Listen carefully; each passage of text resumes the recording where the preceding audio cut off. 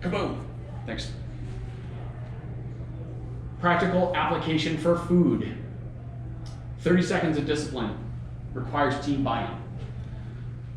Here's what I mean by that. I think a lot of people fail in when they are trying to eliminate foods, they recognize that they have a food in their lives that they've developed a relationship with or a habit with, right? Somebody give me an example. What's a junk food that you really enjoy that you kind of wish you could enjoy less of? Ice cream. Ice cream, perfect example. Okay, so let's pretend that you're eating way too much ice cream and you're like, okay, I see that. I need to eat less ice cream, but man, ice cream's really good. And then at 9:30 at night, it's like, oh, there's the ice cream in the fridge. All right, well, eventually, maybe 1 or 2 nights a week, you've got the discipline to not have it. I'm just making up a story. But the 5 nights, it's like, I have a little bowl of ice cream. And then on Sunday, it's a big bowl. Okay. We only need really 30 seconds of discipline and team buy-in. What does that mean? If you distribute your discipline throughout the week or every time you go to the freezer, you're probably gonna lose because ice cream's a powerful opponent. But if you have 30 seconds of discipline at the right instant, that's all you need. And that 30 seconds of discipline is before you get out of your car when you're in the parking lot of the grocery store. And you go, okay, I have half a tub of ice cream at home right now. I'm only going to enjoy some of it this week. I don't need to bring another tub home. That's going to make the problem worse. Or whatever, insert the food here, Doritos, candy bars, donuts, right? That 30 seconds of discipline, you just make a promise to yourself, look in the mirror and go, I'm not gonna buy the cookies this time. And if they're not in the house, you can't have the battle because the best way to win a fight is to avoid the fight in the first place. So if you're not on the battlefield, there's no ice cream battle, right?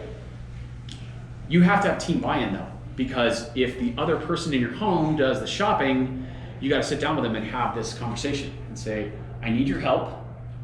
I'm eating way too many pints of ice cream. We gotta chill out. Now, the other point I'll make is that again, it's not about being restrictive. Like, you like ice cream. Oh, cool, great. Maybe we just need less of it.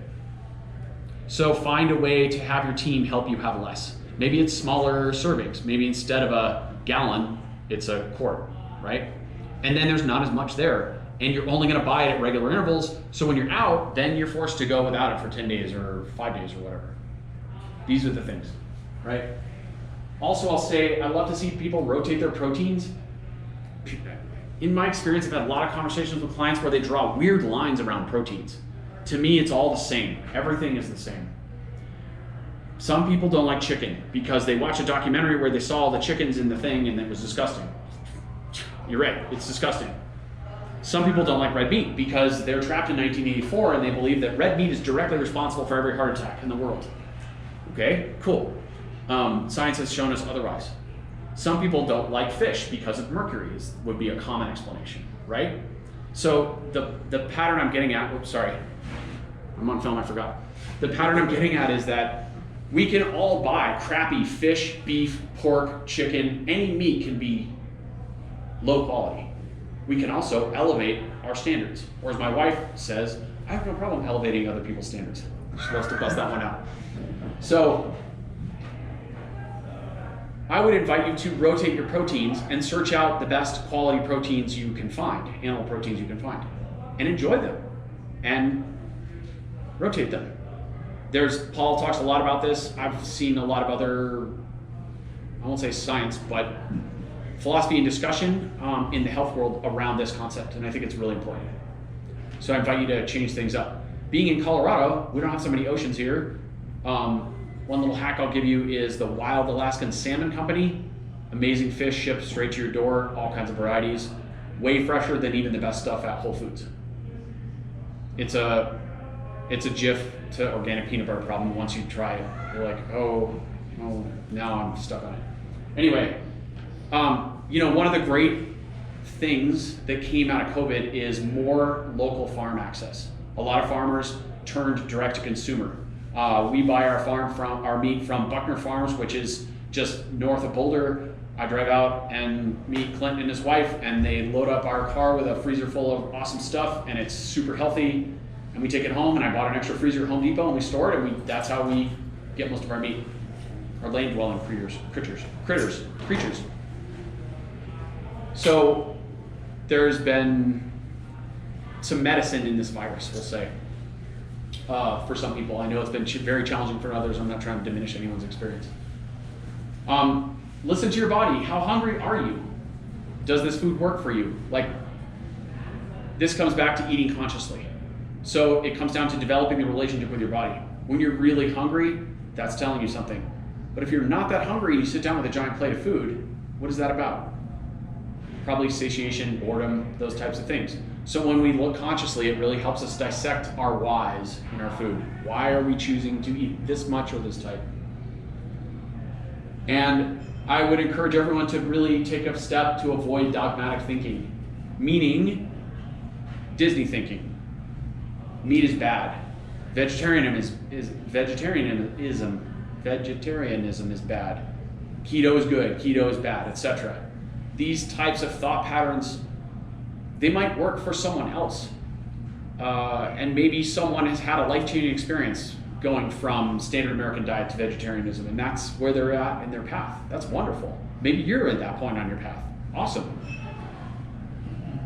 What I'll say is that when we start to become dogmatic about our dietary beliefs at the exclusion of all other possibilities, then we invite challenge. That's how I think of it. That's been my experience, myself personally and with a lot of my clients. And last bit, less processed food is always the first choice. And in endurance sports world, that's particularly a thing, because what we do is we take cake frosting and we repackage it and put a gel wrapper on it and charge $2 for it, and we call it health food or energy food, and it's literally cake frosting. That's what it is. And one very brief point on this: when you're on the bike, all the rules get flipped in terms of diet. The longer you ride and the faster you ride, the more sugar you want and need. And the longer and harder and harder and longer and harder and longer, the more it literally turns into straight sugar. You will go faster, you will do better. The middle rides is where people get confused, the 90-minute zone 2 ride or aerobic ride, which is what a lot of people do. It's like, how much do I eat? Do I eat sugar on that, or do I eat peanut butter sandwich, or what do I eat, or do I need to eat? And there's a lot of nuance in that, and I won't get down that road, but just understand the concept that you can and should eat sugar on the bike when you're riding long and hard, and that goes against everything that's common health advice for good reason. That's because when you're on the bike, your insulin response has been dulled and flattened. Everything that goes in your mouth goes straight to the bloodstream and straight to the muscles. Or another way to think about it is, the hotter you run the furnace, the more you can throw stuff, whatever, in there, and it'll just get incinerated and used for fuel. So when you're riding long and hard, sugar's commonly the answer. But I'm not a dentist, so turns out pro cycling is really bad for your teeth. Next, please. Breathing, our fourth foundational principle. Breathing is something we do about 25,000 times a day. And if we do it completely unconsciously and have dysfunctional breathing patterns, that can result in problems. Some people breathe perfectly well and never think about it. You might be one of those people. Other people might have very dysfunctional breathing patterns when they start riding, especially when they ride really hard. That's pretty common. Reasonably common, I'll say. But I like to think of breath as the window between conscious and unconscious behavior, right? Most of our actions are either really conscious or really not. Like, I'm not consciously thinking about my digestion right now, nor could I if I tried. I'm not a monk. There are probably people who can, but I'm not there yet. But I can move my finger and flap my arms and do all kinds of goofy stuff. That's all conscious control. But breathing, we can not think about it all day long, or we can intentionally turn inward and precisely control it. So it's this window into regulation, either spinning up or spinning down our nervous system response. Because when we're not thinking about it and we're stressed, our breathing becomes chest pattern breath, perhaps, or very elevated or very shallow, right? And so we can recognize that with a moment of attention and then turn inwards and then choose to slow our breath. So if breath work or breathing is something you've never thought about, I've got some resources on the next page. I'd encourage you to check into it a bit and dig into your own breathing pattern. you might find there's nothing there, but I would be a little surprised if most people didn't get quite a bit out of it if they were willing to look into it. There are a lot of good resources out there.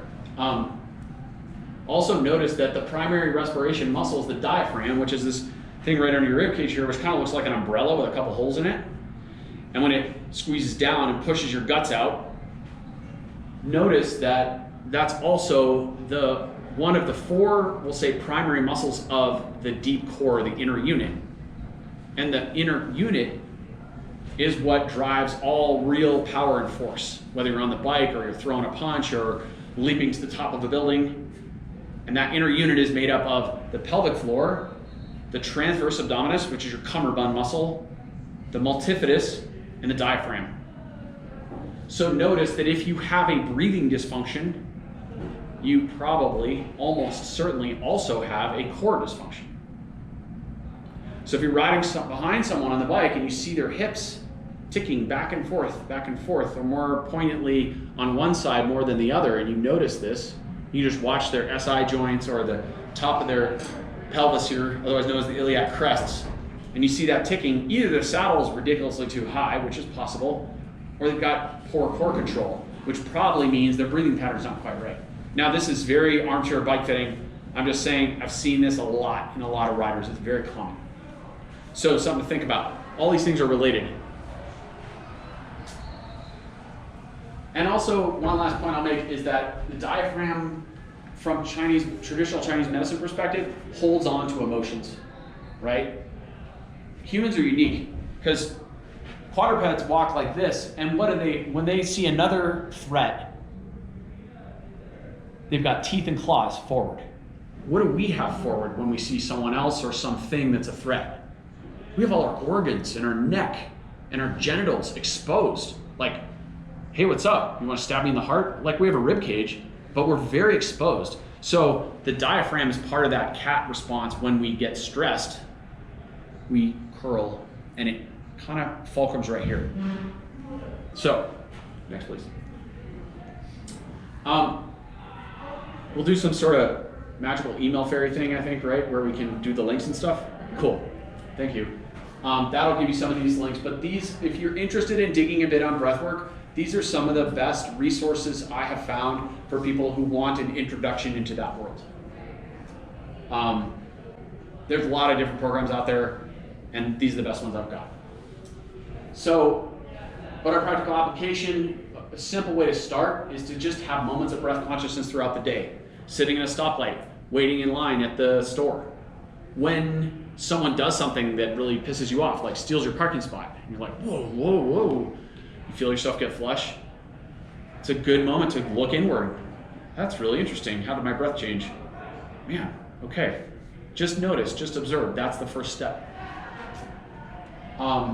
And then the next step is beginning to discern that a bit and know your own breathing pattern. Are you a chest breather? Are you a diaphragm breather, a belly breather? All these things will make sense when you go forth and check out the resources. Thinking. Look at that big elephant. When we're thinking about our thoughts, there are several points I want to make. One is that in terms of self-talk, a common defense mechanism that I've noticed, especially in the world of athletics, is that we are our own worst critics. And that's a simple defense mechanism, right? Because if we beat ourselves up the most, if we slaughter ourselves, then what anyone else says, or maybe our performance on the day of our event isn't what we hoped, it doesn't matter because we've already gone to town on ourselves. And I was the king of this when I was a younger rider. I could beat myself up like nobody's business, never good enough. So it took me a long time to get to the point where I could just be, and also hear someone else's criticism and actually let it hit me and feel it, and then decide whether it was just them barking at themselves but really lashing out at me, or whether it was something that was useful and might teach me something. Sometimes when people criticize you, there's a lesson in that. Actually, probably most times. And then there's this interesting phenomenon as humans. Witness the thinker, criticize the thinker, spiral down. So this is a situation where, let's say you're riding and you're having a bad day. Maybe you get dropped by the group or something, right? And you're disappointed and you start beating yourself up a little bit. And then humans have this really amazing, unique ability. What we can do is step outside and we witness ourselves beating ourselves up, right? Who's doing the witnessing? And then this person who's witnessing sees the beater-upper, the abuser, the self-abuser, and then that self becomes disappointed and starts flagellating this self for beating yourself up. And then it can happen again and happen again, and it spirals into this negative black hole of crappiness, right? Where you're beating yourself up for beating yourself up because you feel bad because you got dropped, and then now you're a loser because you're yelling at yourself. And who yells at themselves? Because that means you're failing. You're not happy and enjoying yourself, right? This is a very human thing. And so the way I think to help break that pattern is, first of all, to step back and witness it. But then the beauty of witnessing is that as soon as you put distance between that happening, that group of thoughts, and yourself, is you can start to see them as not you. And once you recognize that witness, you realize that those thoughts are just like clouds going by in the sky. And we can just watch them go by. They don't have to define us. They don't have to be us. They don't have to ruin the ride or make us feel as though we're less than, right? And the other part about the mind is that it acts like a wandering elephant at times. How many of you have just randomly been doing an activity during the day that's somewhat mundane, maybe driving or maybe mowing the lawn or maybe lubing your chain or something, and suddenly a memory's popped into your head that was like kind of yucky, maybe something from 10 years ago or 5 years ago, like an embarrassing moment or something where you said something that was really just wrong or childish or incorrect, right? Or whatever other moment you have that comes up. And this is the wandering elephant of the mind that just was like not occupied with you lubing your chain or doing the dishes. And just kind of was like, hey, I'm gonna go over here and check out what's in this room. Oh, look at this memory I found. Wasn't that embarrassing? And then for 15 or 20 minutes, you're ruminating over this moment where you spilled coffee in someone's lap or something. And I was like, oh man, I can't believe I did that. Or I can't believe I asked that woman if she was pregnant when really she's just 20 pounds overweight. Oh, or whatever it is, right? Just the most dreadful like social blunder. And we have to train our elephants. We all have wandering elephants. We all have monkey minds that want to dance and jump and do weird things, and then we have minds that wander into our past. And that's a normal human experience. So when we witness that moment, same thing. We don't want to begin that spiral of crappiness where we start beating ourselves up for feeling bad about something that happened 20 years ago. Okay, it happened. There's a reason that memory's in there for whatever reason. It's there to teach us a lesson. Let's just let it be and move on. So for our practical application, just as I mentioned, I love this concept. Witness thoughts without judgment. Just let them be. And this really applies when you're on the bike. It's like you're going up a climb and someone in the front of the group is starting to apply pressure and you're going, ooh, I'm feeling it. And as soon as the thought comes in your head like, I'm gonna get dropped, or that person's so much faster than me, or I shouldn't have had that donut last week because now I'm gonna get dropped on the hill, or whatever negative stuff just pops in your head, it's just a cloud that's going by. And the more we practice that distance from those thoughts, the better we get at it, and the less they impact our mood and our physiology, right? Because thoughts will impact your physiology. Try it. Go ride a brisk canyon as fast as you can and just be like, I'm awesome, everything's great, and you'll fly. And then if you tell yourself you suck and use all kinds of expletives, you will feel like you were dragging a tree stump behind you. This has been demonstrated a billion times. It's deceptively simple. I recently listened to a podcast with this guy. He was talking about how they did a study with explosive jumping. And if you literally yell, I'm the greatest, before you jump, you will jump higher. So he went to the gym and did it a bunch of times. He's like, got a bunch of weird looks and it didn't matter. But there's nuance to it too. Then he did it with his athletes, and the ones who were like, this is stupid, and you could tell they didn't have the energy to believe it, there was no change in their jump. Or occasionally they got worse. But the ones who were like, this is the coolest thing ever, this really works. I'm in, I'm screaming, let's do this. You know, the kind of monkey mind expressed in a positive way. Woohoo! And then new PR. How many of you here have a meditation practice or have meditated? Wow, awesome. Okay, that's great. I really believe that as, I know from my own personal experience, I've spent years training my body to be in motion, and movement feels natural to me. I'm always doing and going. And eventually I realized over time that I have the capacity to medicate my own turbulence with movement. And I don't really like to medicate things. I actually like to look directly at them and feel them. I prefer to face things head on. That's always my first choice. The question is whether I can consciously see all those things. So when I realized how much I was medicating my own turmoil, my own pain with movement, it immediately became obvious to me that I needed to learn how to stop moving. And there's no better way to stop moving than to get your ass on that cushion and not move for 20 minutes a day, or 30 minutes a day or longer, right? And that's incredibly challenging for some people. Now, lots of forms of meditation, sitting on a cushion can be one of them. If you are someone who is looking for a gateway into meditation, I'll be happy to also put a resource in our email list, Paul Chek's Tai Chi Ruler. And this is a very simple exercise that involves using a stick that's about 12 inches long. You can find one in a park if you want. And stepping in a lunge stance and simply breathing and moving in big circles. And doing that for 10 or 20 minutes a day. So it bridges the gap because it gives you something to do. It's movement oriented, but it's also meditative because it's repetitive and it's really boring. And that's the point. And if you want to go deep, the way to do it is to commit to a 100-day Gong, which is simply 100 days of work.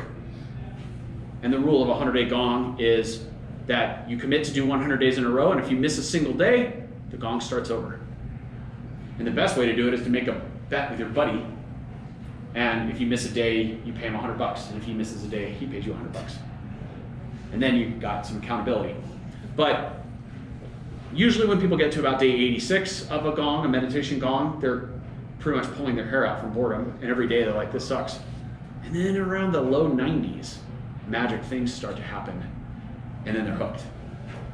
Technically, since the Chinese do not use the same binary number system we do, would be a 99-day Gong, because they don't know what 100 is, or don't care, I should say. Anyway, 100-day Gong, it's an idea. And I'll just say also that the mind and the breath are one, the breath it being that window into conscious and unconscious. When our mind is active and moving, our breath tends to be reflective. There's a reciprocal relationship there. So again, a reason to work with both and use the breath as a tool to calm the mind. The last one, I'll promise I'll not talk so much.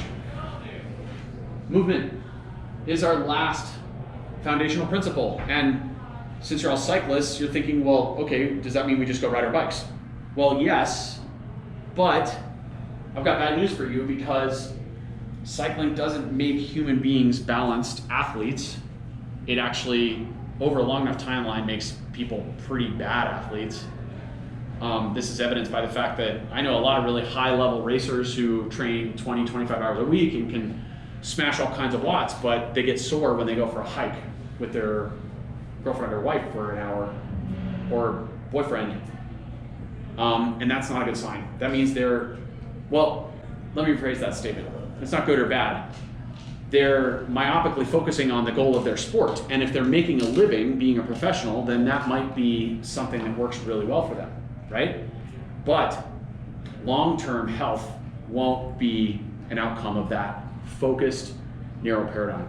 So how many of you here explicitly use cycling only as it's your entire physical movement portfolio? Anyone? One?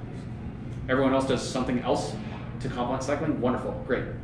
I mean, I'm not here to tell you that's a bad choice, but I will say that knowing what I know about cycling, it does turn humans into Ichabod Crane over time, right? I mean, this is cycling posture, right? It's like forward roll shoulders, cervical extension, thoracic flexion, rounded in the lower back, never quite extending the legs all the way, so we get adaptive muscle shortening. These are the cycling postures that come out.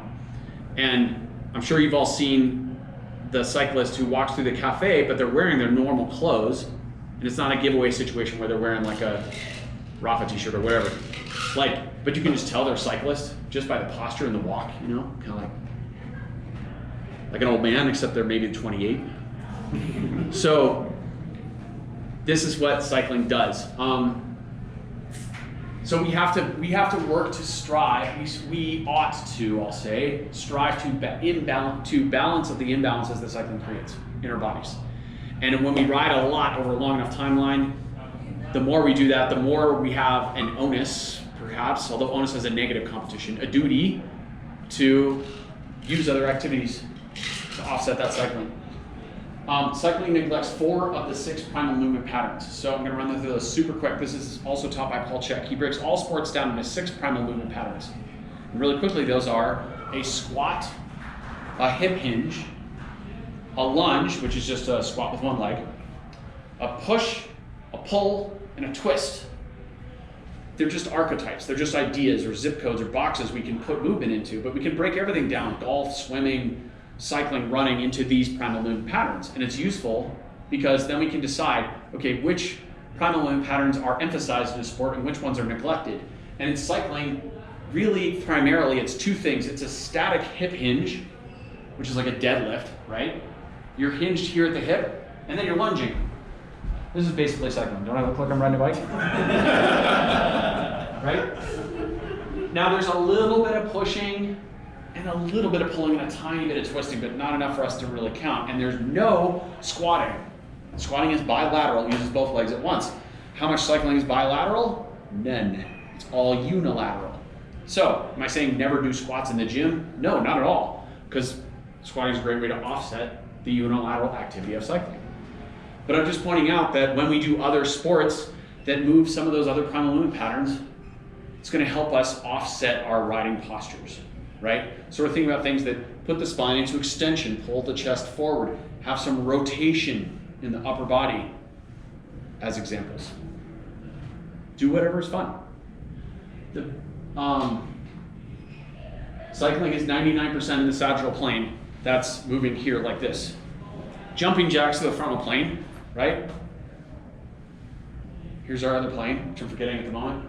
Anyone? Thank you. Transverse. Thank you, Tracy. So cycling is 100% in this. So when we run, we're offsetting cycling some, but really we want to kind of get some of this going on.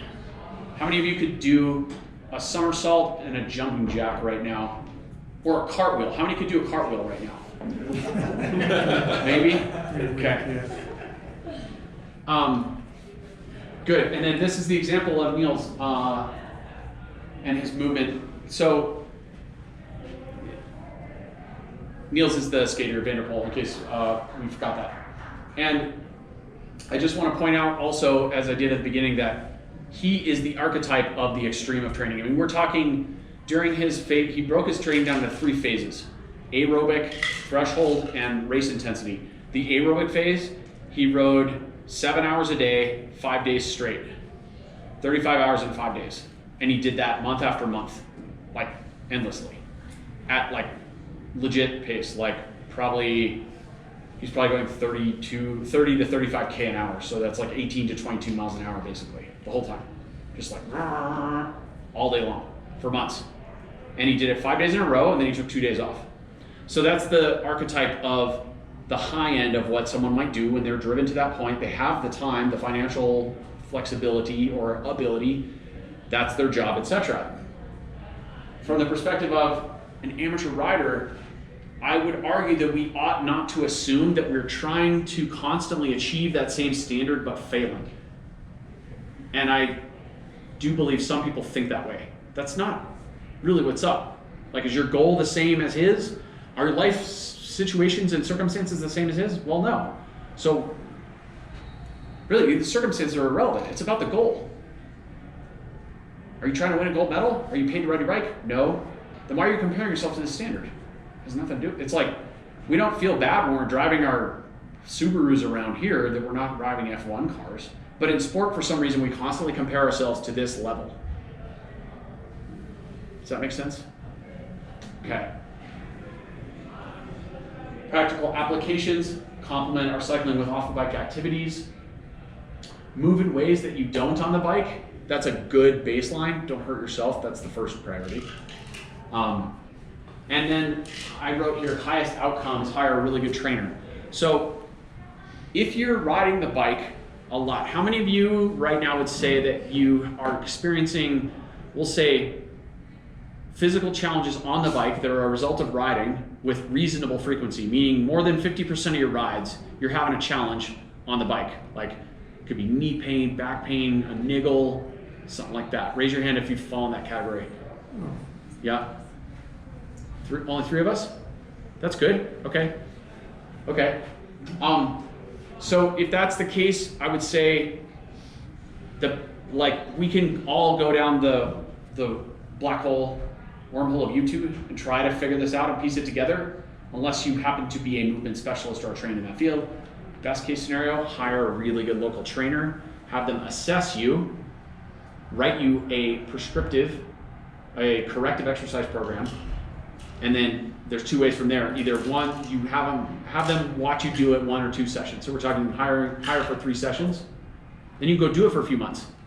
Then you come back to them for another evaluation and see where things have changed, where you've improved. This same model applies to anyone who wants to simply improve their performance in the sport and they don't really know where to start. They want to get going on some gym. This would be a great way to start. Then go back after 3 months, do another evaluation, then the program progresses. Hopefully you've done your homework and you've adapted to the load, and then you get stronger and better and faster, and you start to put together the pieces. Because cycling makes you strong in very specific ways, but one thing I think that's missed is that cycling requires a lot of stabilizers that aren't trained during cycling. So when we think about the big muscles, the phasic muscles, the prime movers and the stabilizers, and we think about them working together to do a complex movement, like a swing with a weird chair like this. Ostensibly, there are a lot of joints and muscles moving at once to coordinate that movement. But when cycling only works the phasic muscles over and over again and neglects the tonic muscles, the stabilizers, the little ones that help keep things on track, then it's not even necessarily that the stabilizers are weak, it's that the phasic muscles, the cycling muscles, are getting stronger. So it's the delta between those 2 muscle groups that causes problems. That's the challenge. And to unpack that equation requires expertise. So pick one. Are you gonna try to go Vanderpool and train 1 million hours? If that's your gig and that's your goal, then go for it.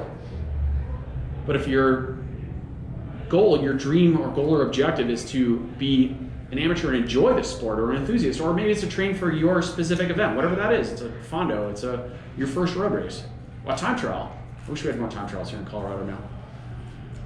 Then fine, but I would say I would offer that you may get more enjoyment out of the sport if you're not constantly feeling like you're failing to achieve a standard that isn't real. Just take the lessons from it and apply them to your life. I think that's it on that part. Right? Oh, yes. teamefcoaching.com. I coach people. If you're interested, that's the resource. Next one. That's it. There's me in my funny looking outfit.